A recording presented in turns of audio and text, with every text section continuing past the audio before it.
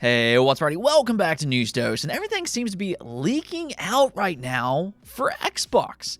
I mean, we're talking about a full slate of games that they have in development right now, and a few of these are actually very exciting games that fans have been asking for a very, very long time. So buckle up, and we're going to get into all of that today, plus plenty more. First, though, I do want to thank my supporters on Patreon and on YouTube memberships. Thank you just so much for what you do, and you will receive this video through early access.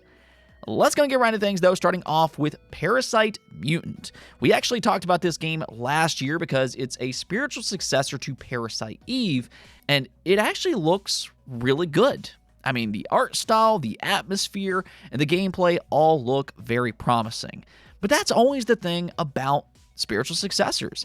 You know, they play into nostalgia, our emotions, and whether they actually live up to what we view as the glory days is somewhat of a mixed bag. Well, in this case, they actually just dropped a free demo that you can play on Steam right now, which I think kind of talks about their confidence. Now, to be fair, I haven't checked the game out myself. I got some other things going on at the moment, but I've heard some good things about it, so maybe go check it out and see if it lives up to the hype. Now, unfortunately, we still don't have a release date, but I think this will tell us a lot about whether or not the hype is actually justified.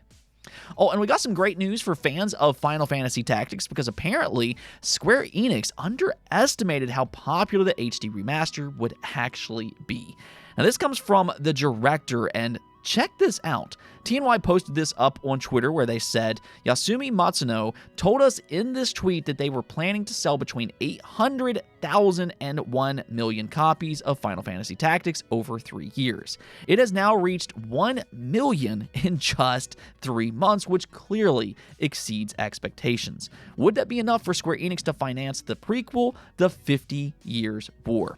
And that's actually a really good question, and dare I say, I also wonder what this could potentially mean for a brand new installment later down the road. Either which way, though, I mean, this does bode very well for the future of the Tactics series. I mean, fans have been begging for a return for a very, very long time, and now that it has through a remaster and has easily exceeded their expectations, that might be the only data that Square Enix needs to proceed with more Tactics content later down the road. Oh, and Sony revealed some new hardware in the essence of a new colorway for the PlayStation 5 and its controller. And in my opinion, this is actually a really, really cool design and possibly my new favorite for the PlayStation 5 generation. They're calling it the Hyperpop Collection, which sports 3 different options. There's a green and black version, a red and black version, as well as a blue and black version, all of which, in my opinion, look pretty incredible. And one of the cool things is that this collection does pair with identical PS5 shells if you want to go all out. Now, however, if you do want to buy both, the prices are fairly high, which has, somewhat become normal here in the last year or so. But pre-orders will go live on January 16th. The controllers will cost $85, and then the PS5 covers will be an additional $75. I do wish those covers were a bit cheaper, but nonetheless, like I said, I think these are actually some of the better designed options that they've had this generation. So I'll be curious to see how popular they end up being before they fully launch on March 12th. All right, now let's just go and talk about Xbox, though, because we actually have a ton, and I mean a ton, to go over today. I mean, I wasn't joking about a lot of games leaking out because Jez Corden and Windows Central dropped a load of information about some different projects that they have in development and have greenlit. And like I said at the top of the video, several of these games that we're about ready to talk about, fans have been asking about for a very, very long time. In fact, it's those games that I first want to start off with. So right away, it was claimed that Fallout 5, Fallout 3 Remake, and a new Vegas remake have all been greenlit and are in development. Now, 2 of those games I don't think is a massive surprise, but in terms of a new Vegas remake, that's really, I'd say, the big shocker here. I mean, there's been rumors about a sequel for a long time, and, we've heard about how Obsidian wants to work on the series again, but to actually get a leak like this from a legitimate source is a huge, huge thing for fans. I mean, this adds a lot of credence that a new Vegas remake or remaster does, in fact, exist, and I think one thing that this kind of tells us is that Microsoft is absolutely fast-tracking the Fallout series like we previously heard. I mean, obviously the Amazon show has been a massive success for them, and I think that has kind of woken Microsoft up to the idea that Fallout might be one of their most important franchises right now, and it could potentially grow a lot more in the coming years. In fact, it was recently reported that Fallout Season 2 doubled the number of people playing Fallout on Steam. So there is a direct correlation to the game and the show's success. So right now, Microsoft is trying to capitalize on that by greenlighting 3 different Fallout experiences. And that's the other thing about this news. Yes, we all know that Fallout 5 is eventually going to happen, but this report almost indicates that they're fast-tracking that game as well, which is kind of a rare thing for a Bethesda studio game. You know, usually Todd Howard likes to prioritize one game at a time, but this almost tells us that they're prepping Fallout 5 a bit early because they want it out sooner rather than later. So yeah, massive news all around for Fallout fans. But that's not quite everything from Bethesda. We're also hearing that Wolfenstein 3 is in development by Machine Games. Now, the thing is that this not only was reported on by Windows Central, but also Kotaku corroborated the report as well. They said that they can confirm from their own sources that this is, in fact, true. So, there you go. And I mean, after last year's Indiana Jones, really, I thought that was a Game of the Year type of game. So I'll be very curious to see their return to the Wolfenstein series. Of course, they've already worked on various Wolfenstein games before, but I want to see if they can one-up that experience, especially in terms of overall narrative. You know, that's one of the things that I thought they did incredibly well in Indiana Jones. So I want to see if they can carry that over to Wolfenstein 3. Regardless, though, just like the previous Wolfenstein games, I'm expecting it to be a fun ride one way or the other. Beyond Bethesda, though, it's also being reported that Obsidian is working on 4 new projects.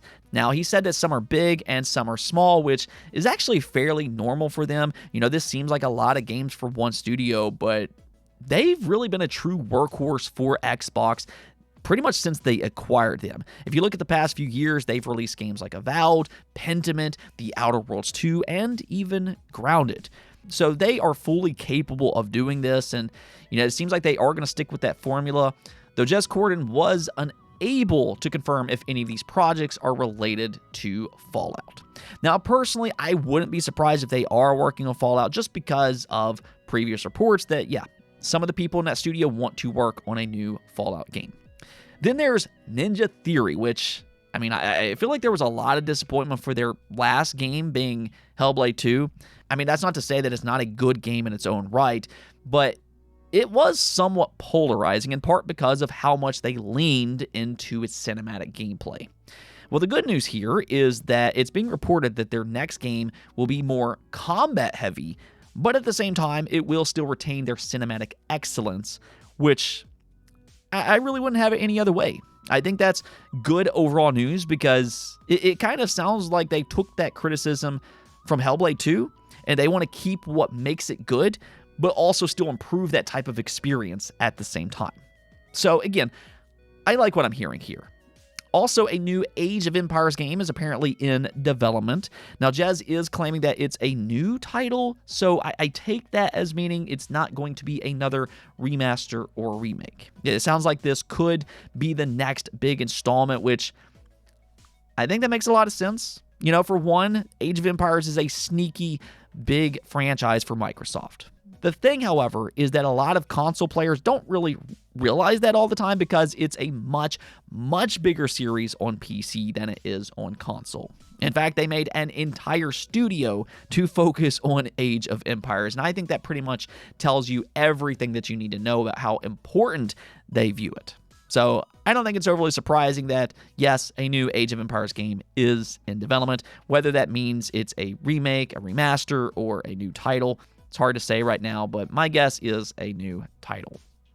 Now, the last game that I want to talk about, though, is OD, because he briefly mentioned that we could see it sometime this year. Now, that's not to say that it will be at the upcoming Xbox Direct later this month, but maybe possibly at the Xbox Summer Showcase or even later in the year at one of the Jeff Keighley showcases. Of course, they're good friends with each other, so maybe Kojima will show OD as something like Gamescom, which, honestly, I'm a pretty massive fan of Kojima, so I'm very excited to see what all he has in store for it. So far, I think it looks great, but I definitely want to see more. All in all, though, I think that this really is an incredible leak. Just a ton of games, and not just random games either. Most of this is very, very exciting stuff, and I think that tells us a lot about where Xbox is. I think we all know that their hardware division hasn't exactly been going great, and they've been criticized for that a lot. But if you look at their software, they truly have one of the most exciting lineups in all of gaming. Not only for this year with franchises like Halo, Gears, Fable, and Forza, but also for the foreseeable future as well. Their mission for a long time has been to become the biggest publisher in the world. And when you hear about this lineup, it kind of seems like, yeah, they accomplished their goal. Let me know what you all think about this, though. Out of all of the games that we talked about today, which one are you most excited about? Anyways, though, that's going to be it for this episode. But until next time, make sure to subscribe, ring that bell, and peace out.